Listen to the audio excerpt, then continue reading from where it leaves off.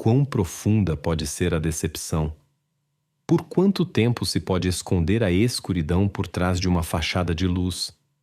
O protagonista desta história conhece as respostas para todas as perguntas, mas prefere permanecer em silêncio. Ele criou, magistralmente, a imagem de um cidadão íntegro, por trás da qual se escondia uma pessoa com inclinações monstruosas. No ano de 2008, Nicholas Browning completou 15 anos. Um garoto como qualquer outro, bom aluno, comportamento exemplar. O filho mais velho na família de John e Tammy. O pai, um advogado imobiliário bem-sucedido em um grande escritório de advocacia. Um ativista. Líder escoteiro, professor de escola dominical. Era respeitado na comunidade local, muitos o conheciam. A mãe, uma dona de casa, calma e modesta. Nicholas tinha 2 irmãos mais novos, de 11 e 13 anos. A família vivia em uma casa espaçosa em Cockeysville, Maryland, uma cidade com cerca de 20.000 habitantes. Um lugar tranquilo e pacífico, o último onde se esperaria abalos. Nicholas, um aluno exemplar, escoteiro, frequentava o ensino médio. Alto, bonito, jogava nas equipes de golfe e lacrosse da escola. Muitos previam para ele um futuro brilhante. De fora, tudo parecia correr bem na família. Até o dia em que tudo mudou. Em 2 de fevereiro de 2008, os pais levaram Nicholas de carro durante o dia. Eles o deixaram na casa de um amigo, onde estava planejada uma noite de um grupo de jovens. Eles queriam assistir filmes e passar o tempo com jogos. Nicholas desceu na casa de Ryan Fingles. Lá também chegaram Taylor Tewksbury e Alexander Smith. Todos os garotos da mesma idade, 15 anos. A família Browning não foi vista por ninguém depois disso. Na manhã seguinte, os garotos que passaram a noite na casa de Ryan queriam se separar. Os pais haviam prometido buscar Nicholas, mas não chegaram pontualmente. Ele tentou ligar, entender o que havia acontecido, mas os Brownings não responderam. Então, os jovens foram com o pai de Ryan para um shopping center. Depois das compras, levaram Nicholas para casa. No caminho, ele continuou tentando ligar e escrever para seus pais, mas sem sucesso. Quando chegaram à casa de Nicholas, imediatamente notaram o carro da família na entrada. Havia um silêncio incomum na casa. Quando o filho dos Brownings entrou, foi confrontado com uma cena chocante. Toda a família foi encontrada inconsciente. Seu pai, John Browning, de 45 anos, sua mãe Tammy, de 44 anos, e seus 2 irmãos mais novos, Gregory, de 13 anos, e Benjamin, de 11 anos, estavam imóveis. Nicholas chamou o pai de Ryan, que esperava do lado de fora. O homem imediatamente contatou o número de emergência 911 e relatou a situação. Os investigadores chegaram à cena do crime em pouco tempo. Encontraram os jovens no pátio interno da casa. Os garotos pareciam agitados, mas Nicholas parecia anormalmente calmo. Ele imediatamente apresentou uma versão de tentativa de enriquecimento. Segundo suas palavras, enquanto ele passava a noite na casa dos amigos, um malfeitor teria invadido a casa, e a situação saiu de controle. O garoto supôs que os pais poderiam ter atrapalhado os planos do criminoso, o que teria levado às trágicas consequências. No entanto, a investigação da cena do crime não revelou sinais de luta. Os investigadores encontraram 4 feridos em diferentes partes da casa, cada um deles tendo sofrido um único ferimento.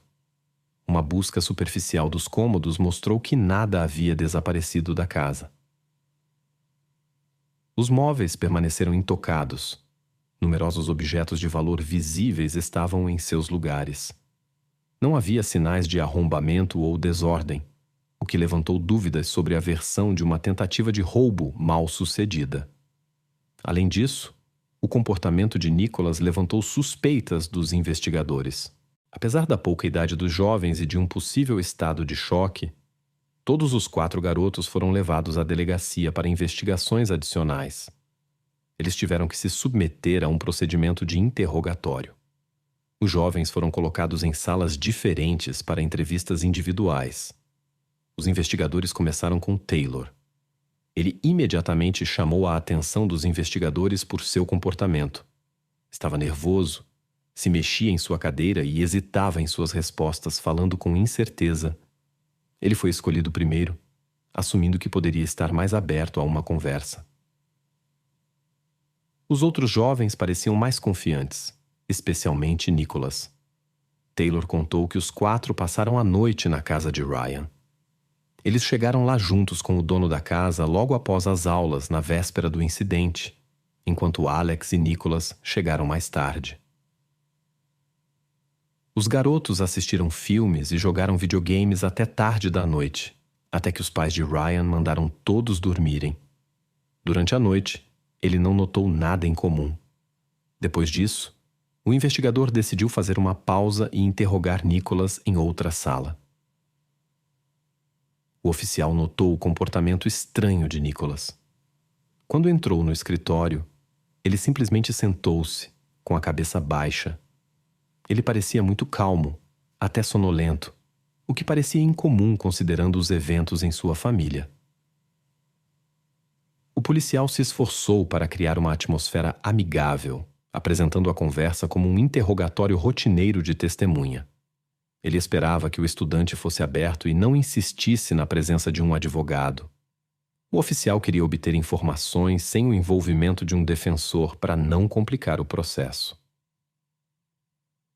Nicholas manteve-se composto.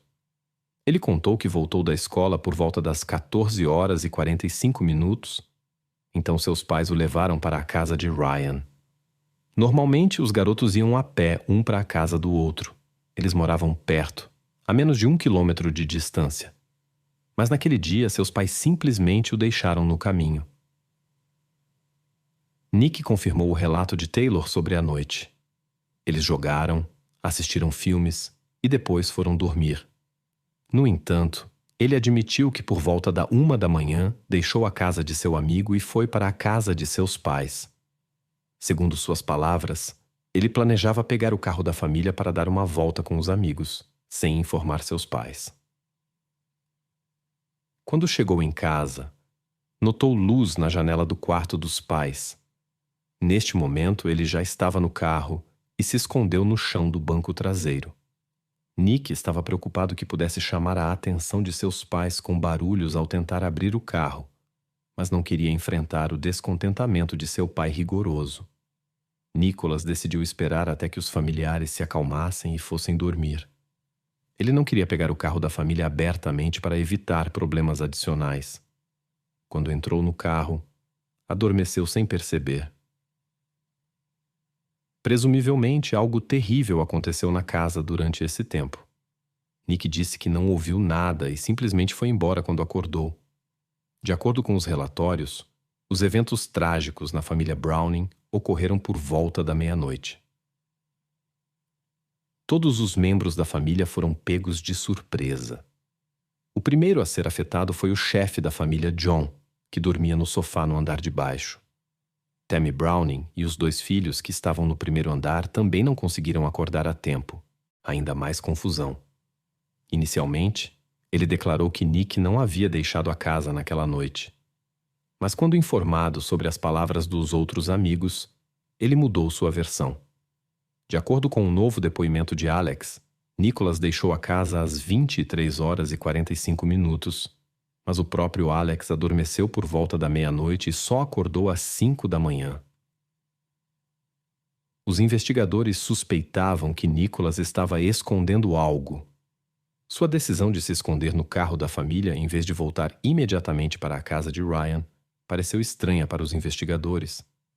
Além disso, ele era o único da família que não foi afetado pela tragédia, embora estivesse nas proximidades no momento do incidente. A afirmação de Nick de que não ouviu nada também levantou dúvidas. Sua menção à luz acesa era perturbadora, já que quando a polícia chegou, a casa estava escura. Considerando a teoria de enriquecimento material, era incompreensível porque os criminosos ligariam e depois desligariam a luz. Normalmente, os criminosos não têm tempo para isso. O suspeito não conseguiu explicar essas discrepâncias. Durante o interrogatório de Ryan, descobriu-se que ele adormeceu à noite e acordou por volta da meia-noite. De acordo com ele, Nick já não estava em casa neste momento. Os investigadores descobriram uma discrepância de tempo que poderia indicar a falta de credibilidade nos depoimentos dos jovens, pois Nick afirmou que saiu da casa do amigo à 1 da manhã. Tudo isso coincidiu com o período dos eventos trágicos em sua família. Os investigadores, notando inconsistências nos depoimentos, decidiram falar novamente com Taylor. Inicialmente, o jovem havia afirmado que Nicholas deixou a casa de Ryan por volta da meia-noite. No entanto, quando informado sobre os intervalos de tempo mencionados pelos outros jovens, Taylor de repente mudou sua versão. Agora ele insistia que seu amigo ainda estava na casa à meia-noite. Era óbvio o quão nervoso o jovem estava, como se estivesse tentando esconder algo. Um policial experiente conseguiu acalmar o jovem, e ele admitiu que foi dormir logo após Nick sair. Taylor sabia da intenção de seu amigo de usar o carro dos pais sem permissão, mas não podia imaginar que a situação tomaria um rumo tão sério. Com essas novas informações, os investigadores abordaram Nicholas novamente. Confrontado com os testemunhos atualizados de seus amigos, o jovem mudou sua história. Agora ele afirmava ter saído da casa de seu amigo e partido para casa por volta da 1h30 da manhã para pegar o carro. Ele também acrescentou um novo detalhe. A luz na casa estava originalmente acesa, mas quando ele acordou, estava apagada. Segundo suas palavras, estranhos que invadiram a casa poderiam ter feito isso. Esta versão dos eventos levantou dúvidas. Por que se esconder no carro quando poderia simplesmente ir embora ou esperar à distância? Nick insistiu que adormeceu no carro. Mas como poderia não ter ouvido os barulhos altos? Desta vez, o jovem especificou que foi acordado por volta das 5 da manhã por uma ligação de seu amigo Alex e, sem ir para casa, voltou para seus amigos. No entanto, os depoimentos de Alex causaram. Quando Alex notou a ausência de Nick, ligou para ele. Ele admitiu que seu amigo planejava entrar secretamente na casa dos pais para pegar as chaves do carro. Mas isso levantou novas questões. Como Nick poderia estar no carro sem as chaves? Em uma noite cheia de interrogatórios, os investigadores obtiveram depoimentos de todos os jovens, mas todos eram duvidosos devido a contradições. Uma reviravolta inesperada na investigação ocorreu quando o Sr. Patcher, padrasto de Ryan, onde os amigos passaram a noite, chegou à delegacia. Ele compartilhou um detalhe importante. Os pais de Nick deveriam buscá-lo às 9 da manhã para que ele pudesse ajudar em casa. No entanto, no horário combinado, ninguém apareceu e nenhuma ligação foi feita. Ainda mais confusão. Inicialmente, ele declarou que Nick não havia deixado a casa naquela noite. Mas quando informado sobre as palavras dos outros amigos, ele mudou sua versão. De acordo com um novo depoimento de Alex, Nicholas deixou a casa às 23h45, mas o próprio Alex adormeceu por volta da meia-noite e só acordou às 5 da manhã. Os investigadores suspeitavam que Nicholas estava escondendo algo. Sua decisão de se esconder no carro da família em vez de voltar imediatamente para a casa de Ryan pareceu estranha para os investigadores. Além disso, ele era o único da família que não foi afetado pela tragédia, embora estivesse nas proximidades no momento do incidente. A afirmação de Nick de que não ouviu nada também levantou dúvidas. Sua menção à luz acesa era perturbadora, já que quando a polícia chegou, a casa estava escura. Considerando a teoria de enriquecimento material, era incompreensível porque os criminosos ligariam e depois desligariam a luz. Normalmente, os criminosos não têm tempo para isso. O suspeito não conseguiu explicar essas discrepâncias. Durante o interrogatório de Ryan, descobriu-se que ele adormeceu à noite e acordou por volta da meia-noite. De acordo com ele, Nick já não estava em casa neste momento. Os investigadores descobriram uma discrepância de tempo que poderia indicar a falta de credibilidade nos depoimentos dos jovens, pois Nick afirmou que saiu da casa do amigo à 1 da manhã. Tudo isso coincidiu com o período dos eventos trágicos em sua família. Os investigadores, notando inconsistências nos depoimentos, decidiram falar novamente com Taylor. Inicialmente, o jovem havia afirmado que Nicholas deixou a casa de Ryan por volta da meia-noite. No entanto, quando informado sobre os intervalos de tempo mencionados pelos outros jovens, Taylor de repente mudou sua versão. Agora ele insistia que seu amigo ainda estava na casa à meia-noite. Era óbvio o quão nervoso o jovem estava, como se estivesse tentando esconder algo. Um policial experiente conseguiu acalmar o jovem, e ele admitiu que foi dormir logo após Nick sair. Taylor sabia da intenção de seu amigo de usar o carro dos pais sem permissão, mas não podia imaginar que a situação tomaria um rumo tão sério. Com essas novas informações, os investigadores abordaram Nicholas novamente. Confrontado com os testemunhos atualizados de seus amigos, o jovem mudou sua história. Agora ele afirmava ter saído da casa de seu amigo e partido para casa por volta da 1h30 da manhã para pegar o carro. Ele também acrescentou um novo detalhe. A luz na casa estava originalmente acesa, mas quando ele acordou, estava apagada. Segundo suas palavras, estranhos que invadiram a casa poderiam ter feito isso. Esta versão dos eventos levantou dúvidas. Por que se esconder no carro quando poderia simplesmente ir embora ou esperar à distância? Nick insistiu que adormeceu no carro. Mas como poderia não ter ouvido os barulhos altos? Desta vez, o jovem especificou que foi acordado por volta das 5 da manhã por uma ligação de seu amigo Alex e, sem ir para casa, voltou para seus amigos. No entanto, os depoimentos de Alex causaram. Quando Alex notou a ausência de Nick, ligou para ele. Ele admitiu que seu amigo planejava entrar secretamente na casa dos pais para pegar as chaves do carro. Mas isso levantou novas questões. Como Nick poderia estar no carro sem as chaves? Em uma noite cheia de interrogatórios, os investigadores obtiveram depoimentos de todos os jovens, mas todos eram duvidosos devido a contradições. Uma reviravolta inesperada na investigação ocorreu quando o Sr. Patcher, padrasto de Ryan, onde os amigos passaram a noite, chegou à delegacia. Ele compartilhou um detalhe importante. Os pais de Nick deveriam buscá-lo às 9 da manhã para que ele pudesse ajudar em casa. No entanto, no horário combinado, ninguém apareceu e nenhuma ligação foi feita. Todas as dúvidas foram dissipadas pela memória de Alex. Ele contou que Nicholas havia ligado para casa na noite anterior e pedido aos irmãos para deixarem a porta dos fundos aberta. O motivo não estava claro. Depois disso, os investigadores mal tinham dúvidas sobre o envolvimento do adolescente no desaparecimento de seus familiares. Nick contou aos investigadores que seu pai possuía 2 tipos de equipamentos de caça e às vezes o levava para caçar. Amigos do suspeito também relataram várias discussões entre Nicholas e seu pai sobre o consumo de álcool. O próprio Nicholas alegou que havia uma pessoa vivendo nas proximidades capaz de tais atos. Falava-se de um vizinho chamado Bob, que consumia substâncias proibidas e frequentemente violava a lei.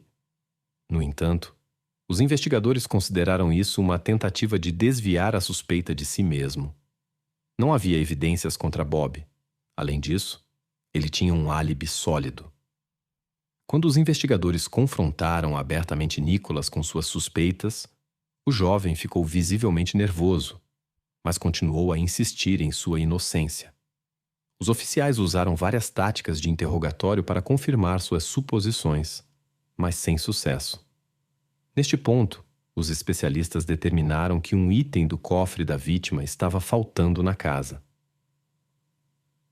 De acordo com o parecer dos especialistas, tal equipamento poderia ter sido usado no incidente. Os investigadores tentaram esclarecer o paradeiro do objeto desaparecido. A conversa com o suspeito durou cerca de 6 horas. Apesar das perguntas persistentes dos investigadores, Nicholas continuou negando qualquer envolvimento. No entanto, quanto mais tempo durava o interrogatório, mais as declarações do jovem mudavam. No decorrer da investigação, descobriu-se que o relacionamento dos pais com seu filho mais velho, Nick, havia se tornado particularmente tenso recentemente. Sentindo-se encurralado, Nicholas falou sobre o relacionamento complicado com seus pais. Segundo suas palavras, ele havia sido submetido a pressão moral e punições severas por anos. Durante o interrogatório, Nicholas perguntou várias vezes sobre a possibilidade de tratamento em uma clínica psiquiátrica em vez de uma sentença de prisão. Os investigadores evitaram uma resposta direta, mas esse interesse do jovem levantou suspeitas. Parecia que ele estava ciente de sua culpa e esperava uma redução de pena. No entanto, no final do interrogatório, Nick declarou abertamente que estava convencido de que o júri acreditaria em sua história. Apesar das evidências existentes contra Nick, os investigadores não entendiam os motivos. Amigos do suspeito relataram que Nick teve um conflito com seu pai pouco antes do incidente. O jovem descreveu vários episódios em que seu pai foi excessivamente severo com ele e aplicou medidas disciplinares duras. Ele afirmou que o relacionamento deles havia piorado significativamente em comparação com o outono anterior. Uma das razões foi um incidente em que o jovem pegou o carro da família sem permissão. A puberdade afetou negativamente o comportamento de Nick, o que provocou o descontentamento dos pais. O pai mantinha métodos disciplinares rigorosos para corrigir o comportamento de seu filho. Nicholas alegou ter sido submetido a punições severas repetidamente. De acordo com o estudante, a situação atingiu seu auge no dia em que ele foi para a casa de amigos após outro conflito com seu pai, recusando-se a viajar com seus pais.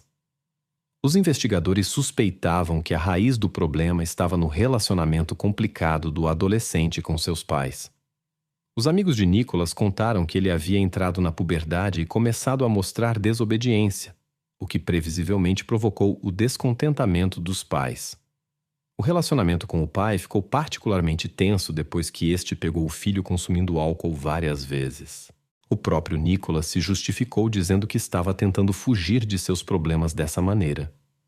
Alguns parentes de Nick confirmaram essas palavras e descreveram seu pai como um homem com regras rígidas, mas até eles duvidavam que ele usaria violência física contra seu filho sem motivo.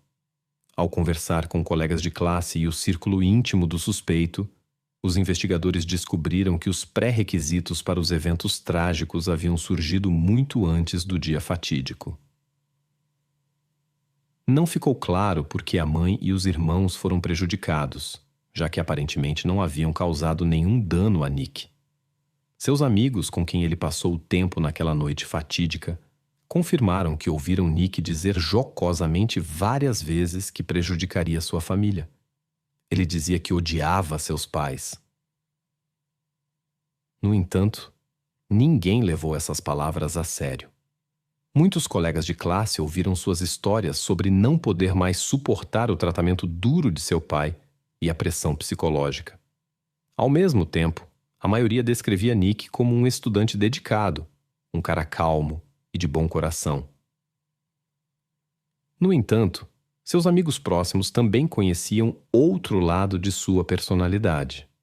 Fora da escola, o jovem frequentemente tratava seus irmãos mais novos com grosseria, pegava álcool escondido do bar de seu pai e usava o carro da família sem permissão.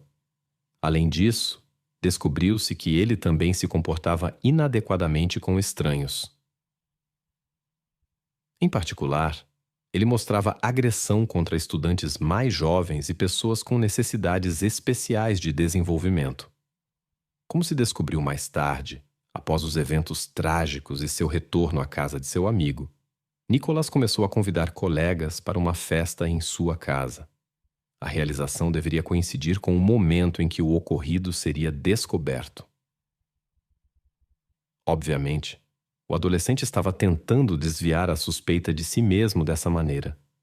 De fato, adolescentes da escola começaram a chegar aqui enquanto os peritos criminais trabalhavam na casa dos Brownings.